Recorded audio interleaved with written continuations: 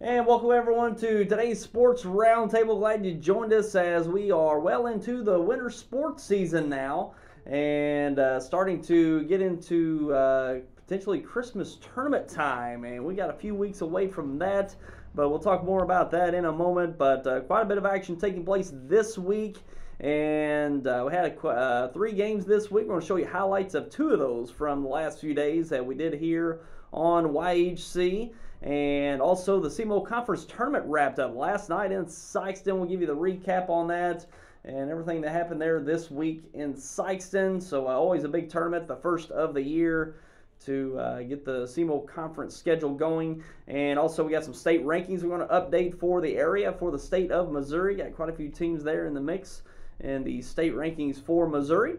And also we want to talk a bit about the Bloomfield Christmas Tournament. That seed meeting is coming up. We're going to talk more about that as it approaches as well. So going to get into what's happened in the last few days. Let's take a look at some scores that took place in the area from last night. And first starting off with the game that we brought to you live last night here on YHC and YHCTV.com. Ridgefield Christian out of Jonesboro defeated Rector last night 51-48. It came down to a last-second shot at the buzzer, and or close to the buzzer at least. 5 seconds to go.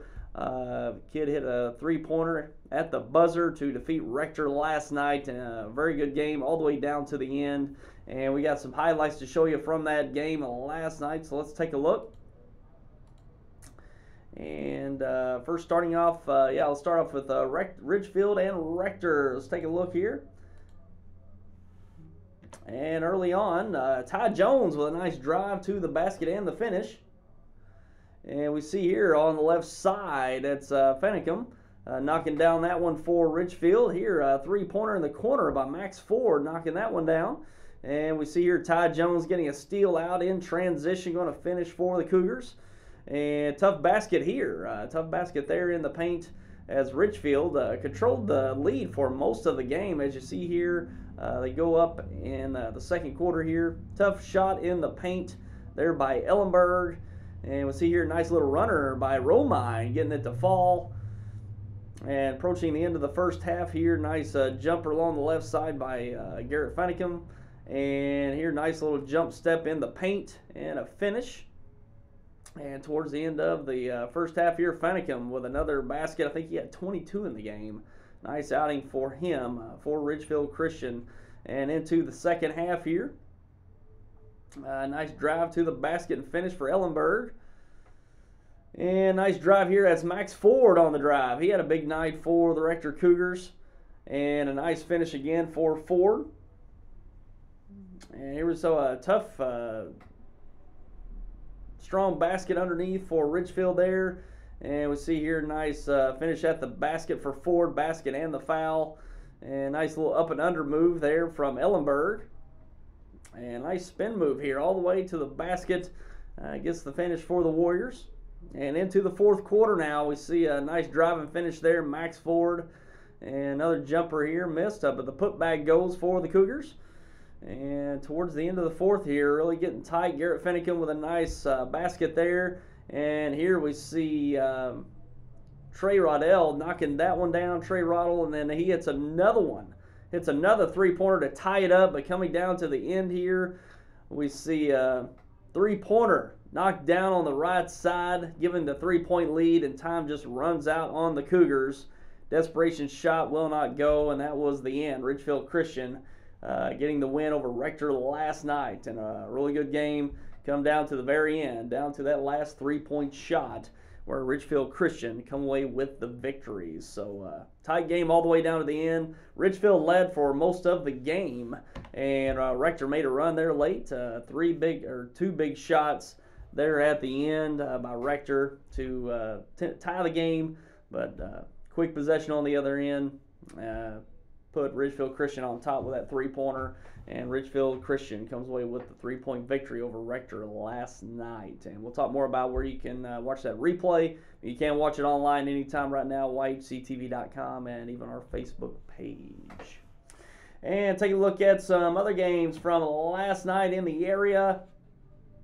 And as always, the SEMO Conference Tournament always a big attraction in Sikeston to start the year. And Sikeston comes away with their 4th straight.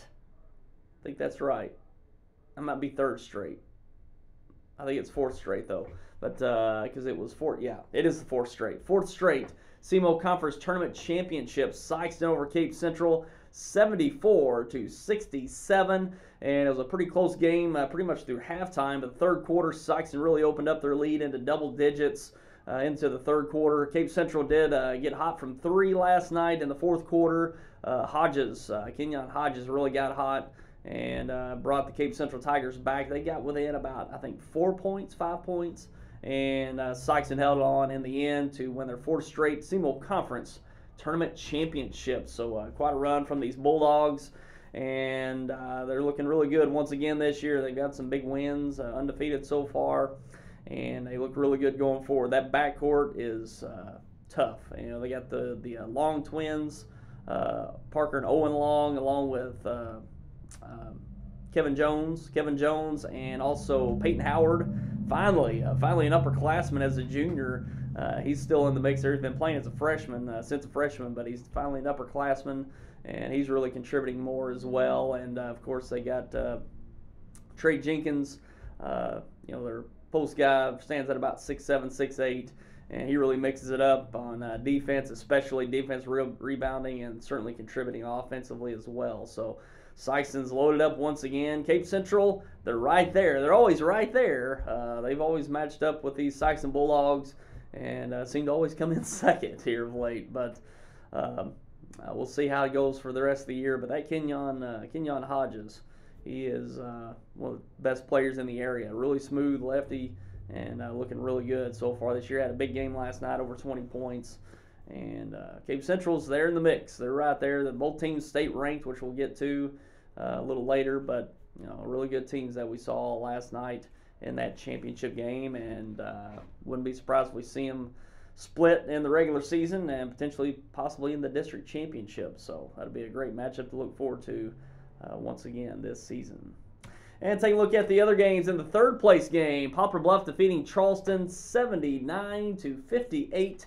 And Poplar Bluff looking really good in this tournament as well. They just fell by 3 points in the semifinal round to Cape Central in the semifinals. Go to the 3rd place game and roll over Charleston by 21. So Poplar Bluff, another team to look out for in the SEMO Conference this year, and as well as the Class 5 district come district time later on. And in the Consolation Championship, 6th-seeded Jackson defeated 4th-seeded Notre Dame, and it was a close one, 49-48. The Jackson Indians come away with that consolation title in Sikeston last night. And in other games from the area, taking a look at Crothersville defeats Zenith Hornersville 72-59. That's a Boot Hill Conference matchup there last night. Also, we have Delta over Scott County Central. And that was an 84-77 victory for Delta. Delta's a team to look out for this year. They've really put together a team over the last few years, but I've heard good things out of Delta this year, and it looks like it early on. They've got a nice victory over Scott County Central. I think Scott County Central has one of their players out. I can't remember which one. One of their better players. He still might be out, but either way, Delta putting together a good team and a team to look out for in Class 1 this year. So look out for Delta. And also Oran over Scott City, a big 75-48. Oran, a Class 2 team to really look out for. Won the state championship just a few years back, and they're back in the mix once again this year with one of the best players in the area, and Shoemaker, and looking really good early on. The Oran Eagles, and a victory over Scott City in that conference matchup last night. It's a Scott, Mississippi Conference, in Oran and Scott City. Chaffee defeats Woodland, and that was a 56-45 victory for the Chaffee Red Devils. And also we got Meadow Heights over Kelly, 50-47 victory for Meadow Heights over Kelly. East Prairie over North Pemiscot, 74-20. No problem for the East Prairie Eagles last night. Also, we've got Farmington over Saxony Lutheran, 74-38. And girls basketball in the SEMO battle at the border here in Dexter. In Friday's games, Olive Branch, Mississippi defeats Dexter 63-46. Also, another matchup, Tupelo, Mississippi defeats Poplar Bluff 43-34. And Notre Dame defeats East St. Louis of Illinois 63-42. And that's a SEMO battle at the border taking place here in Dexter. We'll talk more about that in our next segment. But it's pretty good teams that come to Dexter for that battle at the border here in Dexter.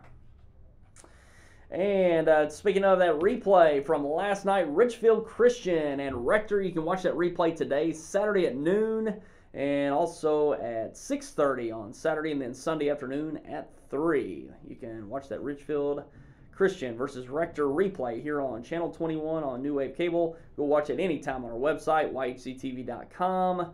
Also, our YouTube and Facebook pages as well. Go and watch it anytime on those online platforms. And also from Thursday night, Risco and Delta C7. You can watch that replay today, Saturday at 1 p.m. this afternoon. And you can go online to watch those anytime as well at yhctv.com and Facebook and YouTube pages as well. And we're going to take a quick break, and when we come back, we're going to talk about some more of the headlines from this week from the area, talk a little bit about the Bloomfield Christmas Tournament coming up, and also some highlights of that Risco-Delta C7 game. We're going to have that coming up next, so don't go away.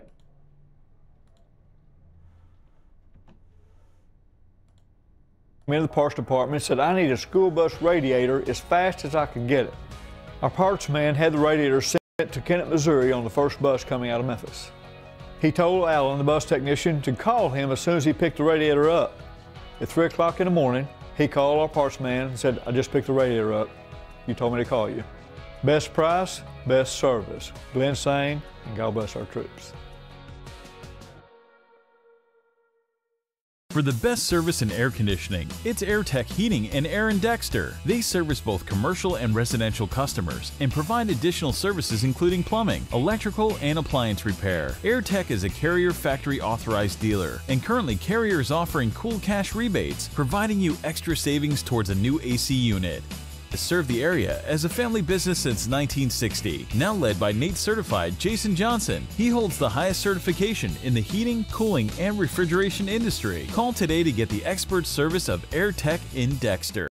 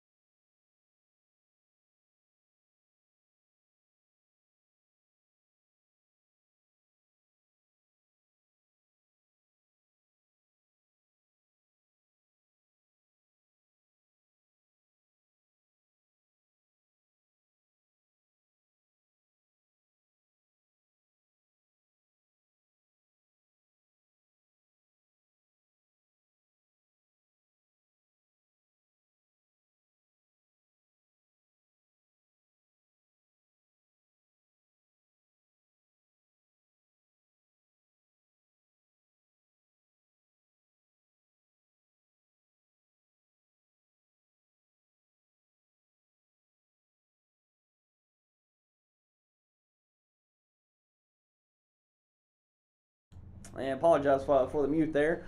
And starting off with some local headlines in the area, Sykeston winning their 4th straight conference tournament championship. They just reload this year, losing a few players, notably Fred Thatch, all-state guard going back 3 to 4 years, all-time leading scorer at Sykeston, and looking really good this year so far. Once again, winning the SEMO Conference Tournament, and certainly looking for another district championship this year. And they've had a great run. They returned a lot of talent this year, even though Fred Thatch moved on. The senior class is really talented with the twins, Owen and Parker Long, as well as Kevin Jones that make up that backcourt. And Peyton Howard now really contributing at a higher level in the backcourt now as a junior. And he's played some pretty valuable minutes over the last 2 years, even as a freshman going back a few years. And he's really now contributing at a higher level as an upperclassman. Trey Jenkins Big time contributor in the front court at the rim. Had a couple dunks last night, really got the crowd going. And of course, coaching by Greg Hollifield. He's just done an amazing job in this stretch that they've had there at Sykeston. And they're looking to reload and make another run once again this year. They're highly state ranked in the top 5, and going for another run as always, as we expect out of the Sykeston Bulldogs each year. And take a look at the other teams of the SEMO Conference. It's going to be a competitive conference this year. We really saw that in the semifinal round where Cape Central went up against Poplar Bluff, and that went down to the wire. Poplar Bluff lost by 3. It had a chance to tie it with a wide open 3 in the end. Unable to knock that down as Cape Central advanced. So the combination of Sykeston, Cape Central, and Poplar Bluff, that's probably who it's going to come down to for that regular season conference title, as those 3 teams are really going to mix it up in the SEMO Conference this year. And the rest of the teams are pretty closely matched. That 4 seed was Notre Dame. Notre Dame really struggling early on. They've taken some losses. Really expected them to get out of the gate better than they have.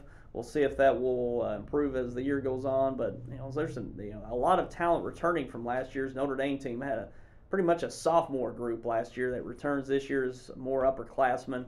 So I expected a pretty good season, but it's a young season so far. They have played some tough teams. They played Nixa up in Rolla last week. Took one on the chin there, and of course playing in the SEMO Conference tournament, going up against some good teams there. But Notre Dame's one of those teams I thought would be faring better early on this season. Charleston lost some guys last year, notably Mardarian Clark. Certainly the forward for the Blue Jays really excelled in Charleston the last number of seasons. And you see Charleston, a more younger team, more inexperienced team, and we'll see them improve as the year goes on. Jackson's right there in the mix, some more inexperience on that team other than their point guard there, Sawyer. So we'll see what Jackson Indians can bring going forward. New Madrid County Central, very young team last year. They pretty much bring their whole team back, and they did get a victory over Kennett in that SEMO Conference tournament. Took some losses to Cape Central and Jackson in the tournament, but certainly a young team trying to get better throughout this season, led by Coach Lennox McFerrin back in New Madrid this season. And Dexter looked good in the tournament, got a first-round victory over Kennett, and lost in the first round against Sykeston after that Kennett victory, and then went on to play some other tough games. I think they lost to Jackson there late as well. So, what was it? Yeah. So Dexter, they gotten off to a decent start, and they'll be looking forward to getting into the Bloomfield Christmas Tournament here soon. They do have a matchup with Jackson this coming Tuesday, which we'll cover once we get into our schedule games coming up.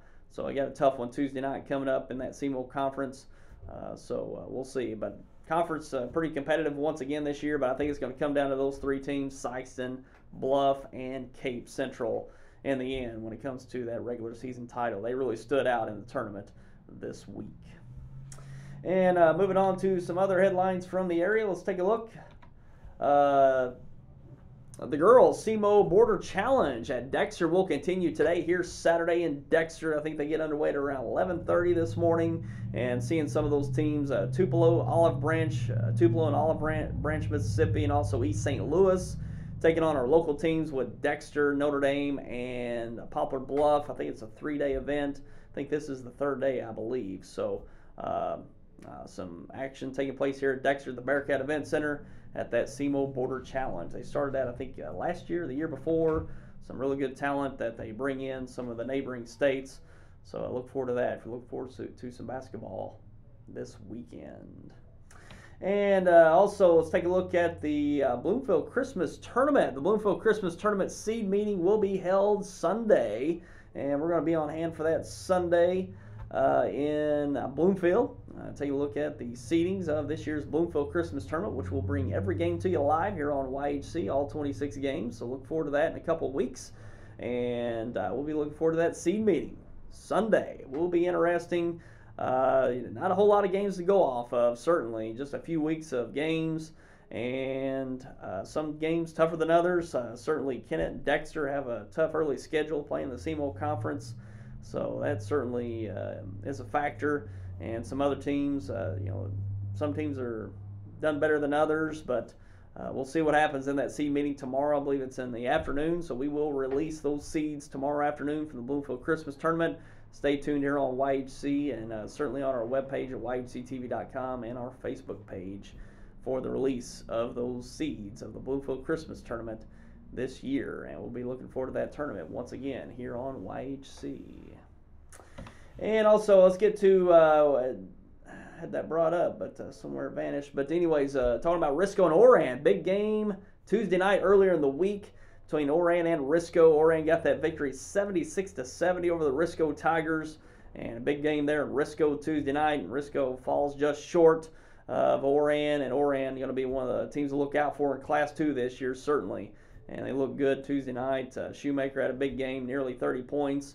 Nathan Brad had a big game for the Tigers as well. So two pretty big nights for those two talents, but Risco just fell short of the Oran Eagles Tuesday night. But Risco did get a win Thursday night against Delta C7, and we were on hand for that game Thursday night. We brought that live to you Thursday night from Delta C7 at Deering, and let's go ahead and take a look at some replays, highlights from that game Thursday night that we brought to you. Take a look at the game Thursday night in Deering, and here we see it early on, a steal by E.J. Myers goes in for the easy 2.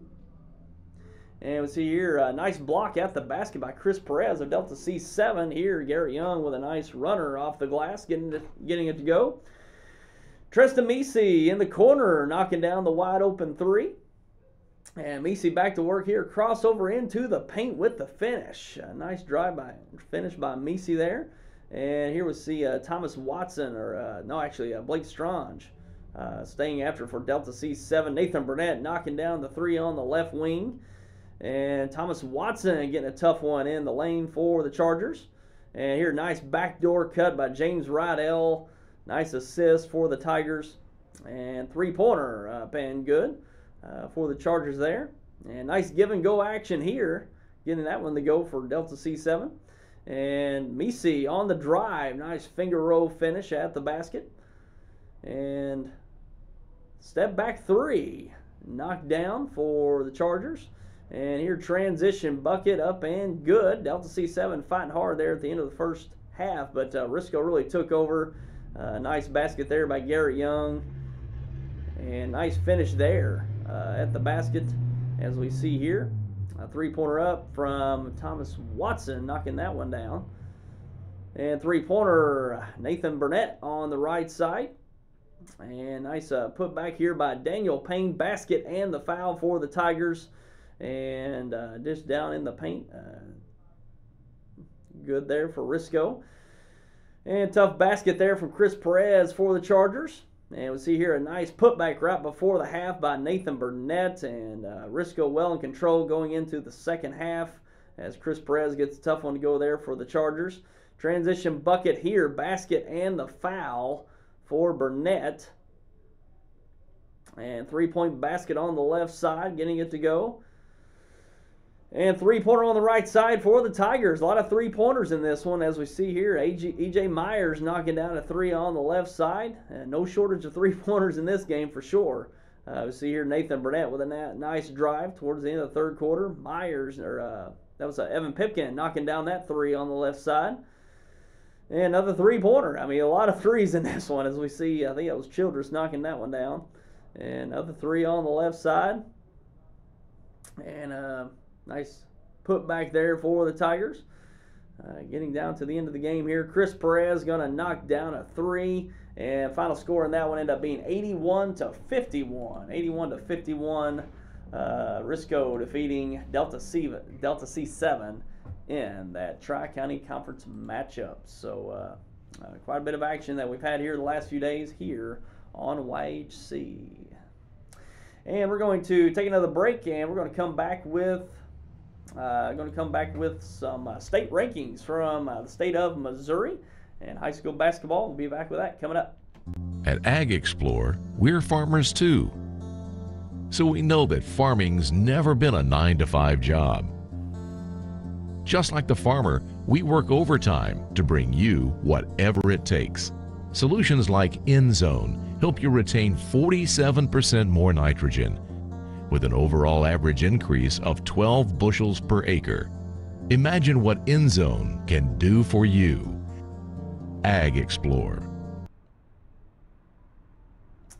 And welcome back, and let's take a look at some state rankings for the state of Missouri in high school basketball. The M&S Red Wings lead the way in Class 1, the defending state champions, and looking really good once again this year. They're at number 1, 2, Dora, 3, South Iron, 4, Lakeland, 5, St. Elizabeth, 6, Slater, 7, Halfway, 8, Mound City, 9, Lynn County, and 10, Winston, rounding out the Class 1 state rankings for Missouri. And in Class 2, Greenwood at number 1, 2, Milan, 3, Mansfield, 4, Hartville, 5, Sacred Heart, 6, Hayti, 7, East Buchanan, 8, Oran, 9, the Cooter Wildcats in there at number 9 of the top 10.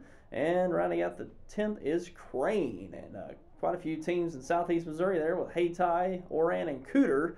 And Hayti did open up the season ranked number 1, but they did take some losses due to their football team still at it, and pretty much I think all their starters are on the football team, which they're finally, the season's finally over with for Hayti, winning the state championship last weekend, and Hayti falls a bit in the rankings due to the absent players.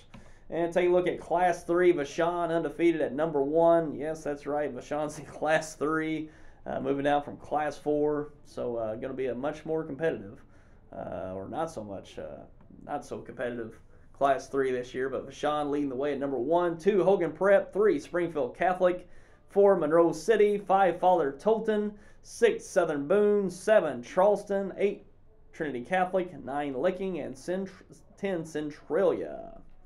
And in Class 4, Grandview at number 1, Sykeston at number 2, 3, Jennings, 4, Cape Central, 5, Rolla, 6, Logan Rogersville, 7, Raytown South, 8, Confluence Prep, 9, Borgia, St. Francis Borgia, and 10, West Plains. So Sykeston and Cape Central both in the top 5 there, as we saw them match up last night. And wouldn't be surprised if we see pretty much the same thing year in for the rest of the year. Both those teams in the top 5 in Class 4. And in Class 5, Chaminade at number 1, 2, Christian Brothers College Prep, 3, McClure North, 4, Park Hill South, 5, Fort Zumwalt North, 6, Webster Grove, 7, Rockbridge, 8, Kickapoo, 9, Rockhurst, and 10, Battle. And those are the boys' state rankings for the state of Missouri. And take a look at the girls' state rankings. Notable teams there. Oran ranked, I believe, in the top 10 in Class 2. And Dexter ranked at number 7 in Class 4 for the girls' state rankings. So a couple teams there in the mix for girls in the rankings as well for the state of Missouri. And we're going to go ahead and take a look at some games we got coming up on our schedule and the broadcast schedule this week. Let's take a look. And coming up Monday, we got Richland at Gideon in a non-conference matchup at Gideon. Look forward to that one Monday night. Then Tuesday, we got Jackson at Dexter at the Bearcat Event Center in the SEMO Conference matchup there between those two. Then Friday night, we've got the Clarkton Holiday Tournament Finals. The finals championship game at probably an 8:30, probably closer to a 9 o'clock start there. Friday night on the 14th from Clarkton. That'll be getting underway Monday. And your top seeds in that one, Risco at number 1, Neelyville at number 2. I believe at number 3 is, it's getting away from me. But anyways, I know Portageville is at number 4. So we'll see what happens there in that Clarkton Holiday Tournament Finals this week, or the Clarkton Holiday Tournament, and we'll be there for the finals Friday night on the 14th. And then the following week, we got the following, the next Tuesday, New Matter County Central at Kennett, and then on the 20th, that might be a Thursday night game, Chaffee at Bloomfield. So those are the games to look forward to going forward here on YHC. And that's pretty much all we got to bring to you for today. College football bowl season is going to be underway this actually next weekend. Army-Navy game taking place today, and the bowl season gets underway, I think, next Saturday for college football. And, of course, that college football playoff is set. Alabama, the top rank, will take on 4th-ranked Oklahoma. Should be a good game with 2 of the top quarterbacks in the country, Tua Tagovailoa for the Crimson Tide, and Kyler Murray for the Sooners, two of the favorites for the Heisman Trophy this year. That'll be fun to watch, see what happens there. And in the 2-3 matchup, second-ranked Clemson takes on third-ranked Notre Dame, both undefeated teams. And we'll see what happens in that college football semifinal. We still got about a month for that one before we see those semifinal games, but it'll be fun to see what happens in that college football playoff. And that's pretty much all to bring to you for today, and we appreciate you for tuning in as always. Look forward to see you right back here with us next week. And look forward to those Bloomfield Christmas Tournament seeds. Tomorrow, Sunday afternoon, we'll have those for you probably around 5 o'clock. So look forward to that, and we'll be looking forward to that Bloomfield Christmas Tournament once again here on YHC this year. And that does it for today. And have yourself a great weekend. Take care, everyone.